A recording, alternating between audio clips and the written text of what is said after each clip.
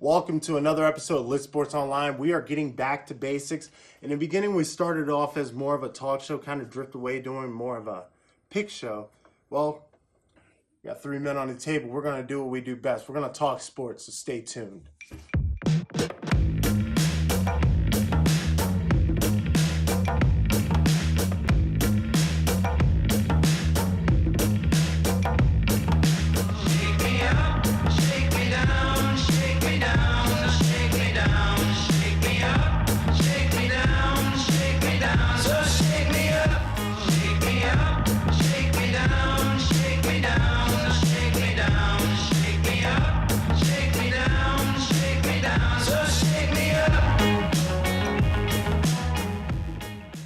Yes, we are back, and I'm excited to do this again because it's been so long since we've actually sat down and conversed about sports outside of just picks against the spread.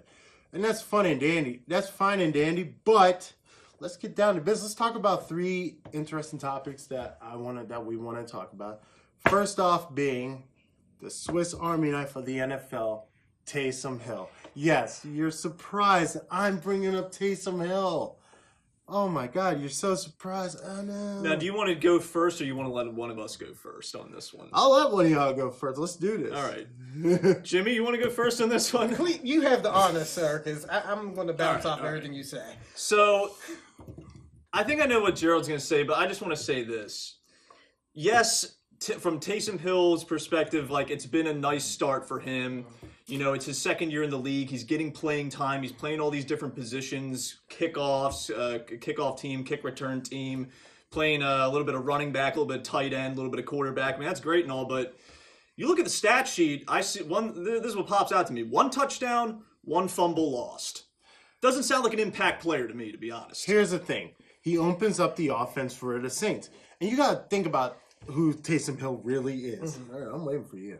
You got to think about who Taysom Hill really is. I mean, by far, and as a BYU fan, the most unluckiest football player in college football history. 4 season-ending injuries. Each time, bounced back better than the last. And on his last season-ending injury, yes, he didn't get drafted in the NFL. No, he was picked up as a free agent by the Green Bay Packers, and he had a pretty awesome preseason. But him getting cut by the Green Bay, the Saints picked him up. And you know who really trusts him? Sean Payton. And he trusts him in a load of different positions. Number one, he's on special team. He kills it. He's a kickoff returner, punt returner. He rushes the punt team.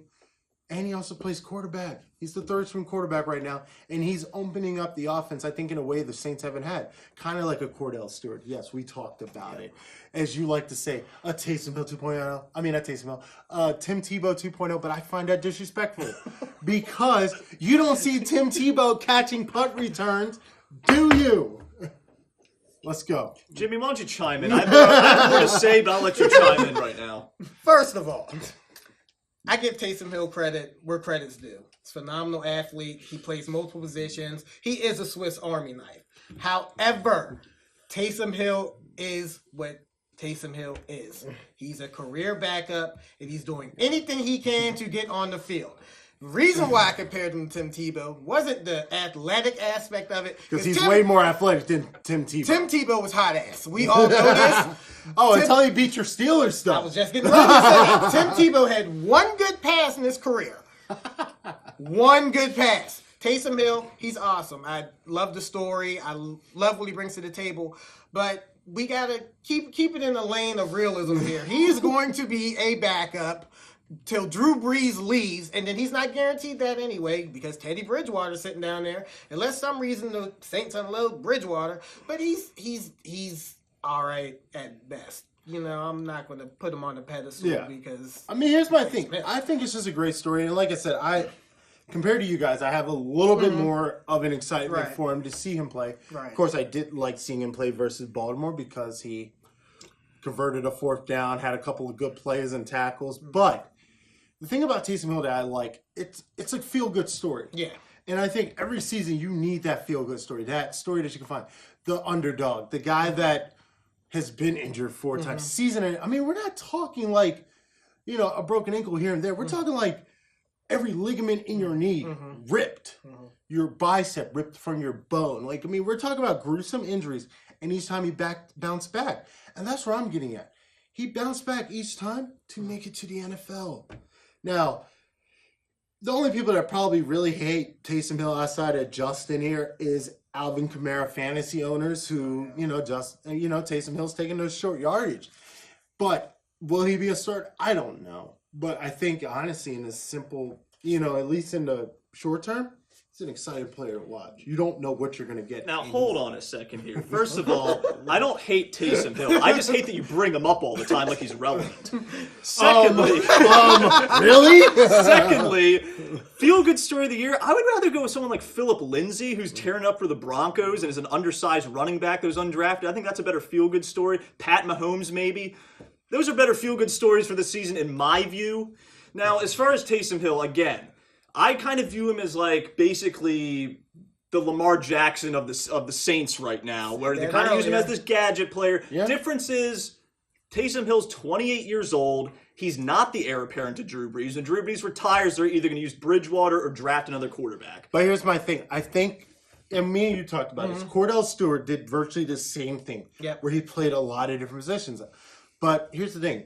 Quarterbacks are faster now in college. If you watch college football, quarterbacks are a lot faster than they were when Cordell Stewart was drafted. Cordell Stewart, the Michael Vicks, they were anomalies. Right. Now every quarterback coming out of college is a runner. Does this open up, when people look at the success of the Saints, does this open up a new position? I think people like Lamar Jackson, are these players going to be more of a utility, the Swiss Army knife, essentially? Lamar Jackson's not a Swiss Army knife. No. And the disrespect that he got throughout the whole combine process pissed me off because he's a quarterback. He just happens to be a mobile quarterback. He's as big as Andy Dalton. Fast quarterback. He is the same size as Andy Dalton. That is a quarterback. And that's how it's supposed to be. Taysom Hill, he's built like... I'm trying to find an NFL comparison because the boy is... He's 220 pounds and 6'3".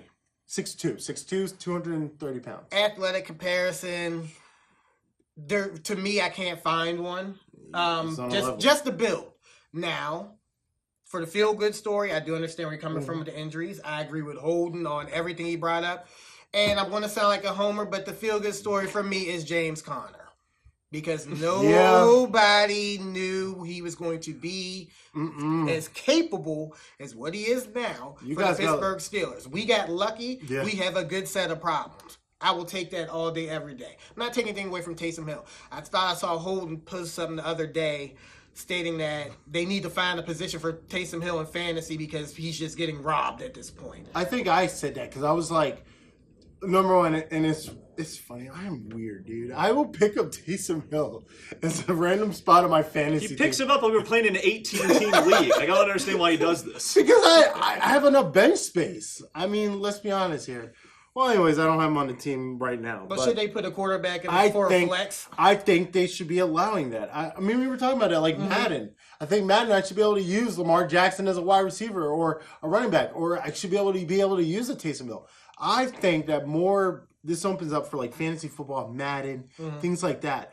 That position, that option. Give him the role. Call it utility. Yes, because he does everything. If you're gunning down punts, returning punts, he's a utility player at this point, and that position needs to be defined in NFL, in my opinion. Yeah, of course. Like there are many feel-good stories, but there's a pretty shitty story going on a little bit north of New Orleans. The Jacksonville Jaguars.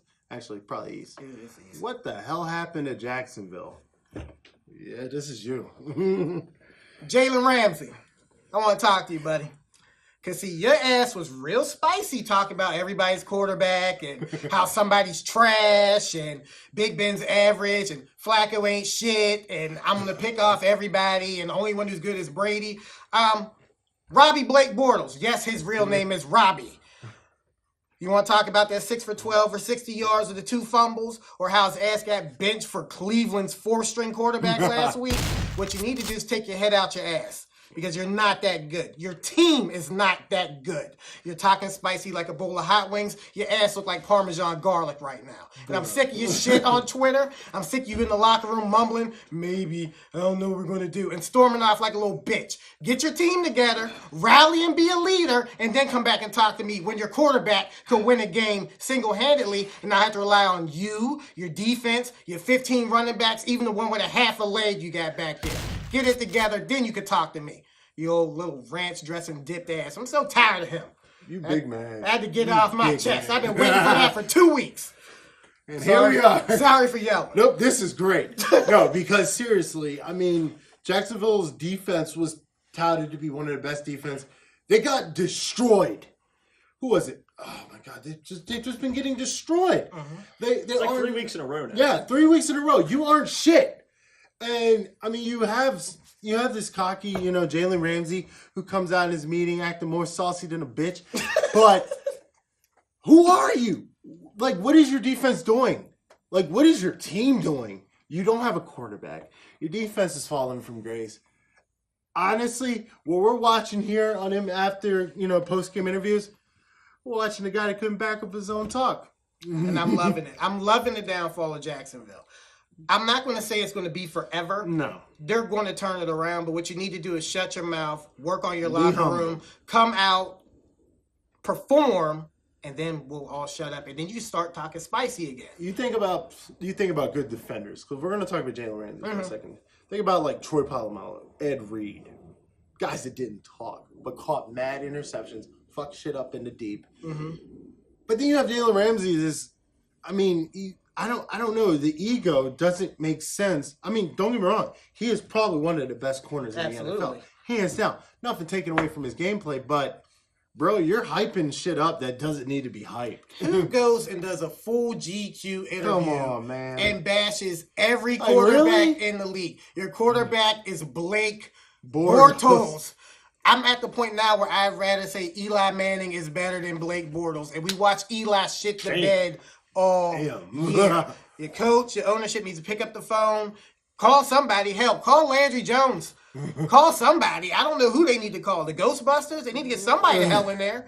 Because when I watch them every week, is a comedy show. And I go immediately to Twitter to see if Jalen Ramsey's going to open his mouth or mumble and leave. And then it's in my mentions. To be fair, guys, here's the thing, is that when they asked Jalen Ramsey all these things about the quarterbacks, what he said about Blake was simply, Blake is Blake. That was his way of dodging the question, not having to say he sucks ass. All right, let's get that out there right now. He knows his quarterback ain't that good. Right. All right, now the second part of this is that I think the reason the Jaguars fall from grace from last year to this year, it just has to do with injuries, and they can no longer follow that formula. You think about, the whole we're going to win with our defense. Well, it also means clock control, having a great running back, great offensive line, and keeping the clock rolling. Not putting your defense in bad situations where even if they're good, they're going to give up points. That's what we're seeing now. We're seeing that point where the Jaguars' offense is just so bad that it's a liability to that defense, and they just can't do everything. You know what I mean? But there is one team that can do everything and has done everything. It's the LA Rams. Currently, what are they? The only undefeated team in the NFL right now. Quite possibly with probably one of the best running backs, and when all is said and done, probably one of the greatest running backs ever. Man, I'm not going to lie. I'm impressed. But I'm going to be real with you. I don't think they're going to the Super Bowl. Is it too early for Super Bowl talk? I don't know. I mean, you start to think about we're at the midway point in the season. You start thinking, is luck going to run out? At some point, I think it's like last year. I think, what did you guys lose? Your last game or the second to last game? One of them, because you guys were rolling like this last season. Not like this. We kind of squeaked into playoffs last year and then went out. But this year, undefeated. But you make a good point, though. Once you get to the playoffs, it's a whole different ballgame. You get knocked off in one game. And that's what's so scary. It's like, it's one of them things where I remember the Carolina Panthers, the year they went to the Super Bowl, they were undefeated until I think the second to last or the last game. And it was one of them humbling experiences. You need that. And I'm not saying that they can't do it. The Patriots got there and then they got humbled in the Super Bowl. It sucks. Like Eli Manning. Yeah. by Eli Manning. But whatever happened to that guy? Jesus Christ. That's a topic for a different episode. Yes, it is. We could go on for hours about that. Yeah. But it's like with the Rams. I love what they're doing. I'm not saying that they're a terrible team, and I'm not being a salty fan. No, I think they could go deep. I think they could do NFC Championship. They possibly could go to Super Bowl. I just don't predict them doing it, and I don't necessarily have a team that could. But I don't know. I just think Lady Luck may or may not run out. Who in the NFC could really go toe-to-toe with the Rams right now? Well, preseason, I thought it was Vikings. Yes, Yeah. I'll give you that one. But now, like, looking at it, it's like, honestly, I mean, look, we're dominating our division right now. The next best team is the Seahawks with 3 wins. The 49ers, the Cardinals have 1 win up to this point. We're undefeated. So we're walking into playoffs at this point. It's just a question of what team could knock off the Rams. The one team... Maybe the Saints? I was going to say the Saints. And the reason why I say that is no disrespect to the Rams. Drew Brees, if he gets rolling and he gets hot, he's deadly accurate with the ball. He has weapons around him that remind me of the Rams' weapons that Jared Goff has around him. His running back stable is deep. His wide receivers are deep. He run 2 tight end sets. He could throw it 50 times or run it 40. They're the only team now that could go with them. But the issue probably the best matchup if they were to play in the championship game would be the Saints O-line versus the Rams D-line. The Rams D-line is eating alive right now, and nobody wants to go up against that. The Saints aren't letting Drew Brees get breathed on. Yeah. I mean, that's the thing for me. It's like the only thing about the Rams, and like I said, I'm not counting the Rams out one bit. No, hell no. They're probably the best team, most complete team in the NFL right now. It's Todd Gurley. He plays at a level like, all right, so like I said, I had the first pick of my league. I picked him up. And I've had the opportunity to really watch his stats. I mean, dude's getting like almost 30, if not more than 30 points every single game. And that's saying that he's at least in fantasy perspective, because we will talk fantasy, because we're all fantasy players in the same league. He's more productive than most NFL quarterbacks. The only quarterbacks keeping him right now is Patty Mahomes, period. Yes, I'll be the first one That's to say the that. only person in the probably league. consistently getting more fantasy points in the NFL than Todd Gurley. And with that production, they're not going to stop that. Nope. As long as he's healthy, we're going to keep running. We're going to keep passing him, because that's the thing. He's not only a runner, they're passing the ball to him. So complete. But wait a minute, guys. Because you brought up the Chiefs, and that's the thing, is the next best team in the NFL, in my opinion, is the Chiefs, and they're not in the NFC. Exactly. That's it. So we don't got to worry about it. I brought up the Chiefs basically for the fantasy point standpoint. Yeah. However, Any given Sunday, you never know what's going to happen. what would you say if there's a Super Bowl match? Chiefs, Rams, Patty Mahomes, Todd Gurley. And I'm telling you right now, my MVP pick right now for the league is Todd Gurley. Yeah. So far. Unless somebody comes out and starts smoking. I don't know, because I don't think the Chiefs' defense would be able to stop him. That's the killer. The Chiefs' defense can't stop Todd Gurley. There's no way in the world that the Chiefs' defense will ever stop Todd Gurley. That would be the St. Louis winning the Super Bowl if that was the matchup. Now, here's the thing: you have defenses again. If the Rams can get past the Saints, because that's the only other team in the NFC that I think honestly could do them dirty. I mean, who do you have even in the AFC? I mean, the Ravens' defense is one of the few defenses I think that could probably get to Jared Goff. But even still, the Ravens' defense isn't exactly amazing against the run 100%. Well, could you contain Todd Gurley? We're not even talking about stopping him. I think they could contain him. They can't stop him. No. Because Todd Gurley's playing on a level amongst legends. It's otherworldly. But I think that is one of the few defenses that could stop them in the NFL right now. I know you're laughing, you're snicking over here. I can hear you in my ear. I think you're putting a little bit too much of the success just on Todd Gurley. You got to remember, Todd Gurley was still there with Jeff Fisher when the team sucked ass. It's not all about Todd Gurley. It's the fact that this is how you build a franchise, right? You get your centerpiece rookie quarterback still on his rookie deals. You're not wasting all the cap space on him. Then you bring in all these other dudes. Yes, we paid Donald. Yes, we brought in Sue and Talib and Peters. You got to bring the pieces in while your quarterback is not getting paid a lot. Joe Flacco. Just saying, Joe Flacco. Yo, I can't even argue that. I honestly agree 100% with what you just said. I've been saying that. Again, That's like I said, it's almost a different story for a different day because I have faith in Flacco at the current moment. I think he's playing at a level that we haven't seen him play in a very long time. But you make a lot of good points. The Rams did everything right, and you have that young coach that's, energetic, that the players love, and they're willing to follow McVay. But, yeah, I mean, I don't know. Yeah, and I'll agree with that as well because Jared Goff is deadly accurate with the ball. He protects it well. He spreads the ball well. He's second best offensive player on that team, and it's not me putting any shame on him. It's just Todd Gurley's right there. But that's the thing. That team has a lot of leaders. They have a lot of offensive production. Even if Todd Gurley went down, God forbid. Don't want to see that. I think Jared Goff could still manage the game to keep he from really him. would. He I really think would. I agree with that. Yep. So, I mean, at the end of the day, I mean, the Rams, best team in the NFL? Probably. Right now. Right now. The record certainly speaks. How's that make you feel, man? I mean, you've been waiting for this for a while. I'm just hoping they get to the Super Bowl, man. If they pull this shit where they go undefeated, then get knocked out of the playoffs, I'm gonna be pissed. We gotta get something out of this season. If they go to the Super Bowl, I'll throw a Super Bowl party. There you go. Now root for them 100% of the way. There you go. Yep. Unless they're playing against the Ravens. I still root for them. Of course you would. So yeah, that does it for our show. Lit Sports Online, we're back doing talk shows like this. Don't forget to like and subscribe. And again, welcome Jimmy. Welcome to LitTube. Thank you. At a permanent point of view. Yeah, don't forget to like and subscribe. Tune in next week. We got other videos coming out. We're actually reviewing Venom.